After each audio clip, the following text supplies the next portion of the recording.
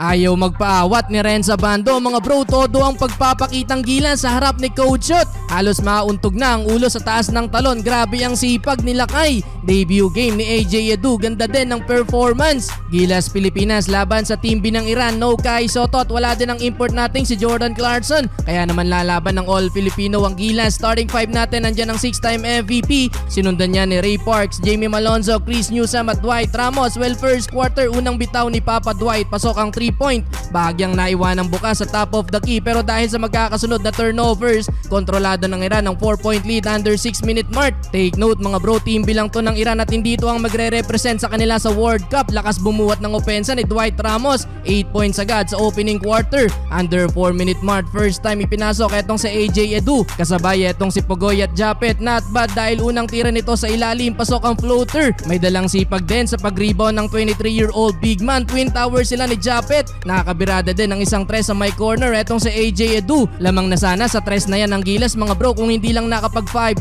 run etong Iran. 23-21 end of first quarter. Second quarter eto na si Renza Bando. Gandang hanap ng pwesto na libre sa my corner mga bro. Gandang find din mula kay Kiefer Ravena. Kontrolado na din ng Gilas ang lead. Japet Aguilar naman pinosterize ang kalaban gamit ang one-handed dunk. Pero etong si Abando mga bro hindi lang pang opensa kundi pati na din sa depensa ang sipag. Chinase down block pa ang kalaban sa play na to. Akala ata easy 2 points na. After naman yan bago ilabas si Abando umirit pa ng isang 3 points sa same corner. Pero kahit kontrolado ng Gilas ang lead, may mga times na nagagalit sa bench etong si Coach Shot. Leading scorer pa din ng Gilas ang 10 points ni Ramos, sinundan ng 6 ni Abando at 5 ni AJ Edu. 40-34, Gilas up by 6 points. Entering the third quarter, patuloy ang pagkontrol ng Gilas sa lead na umabot na sa double digit. Hindi pa din tapos etong si Renza Bando mga bro, 7-minute mark nang ipinasok si Lakay. Black agad ang ginawa ni Abando, sabay dang sa fast break. Tandaan mga bro na yung 14 players na nandito lumalaban para sa final lineup. AJ Edu naman mga bro, gandang post up move sa ilalim.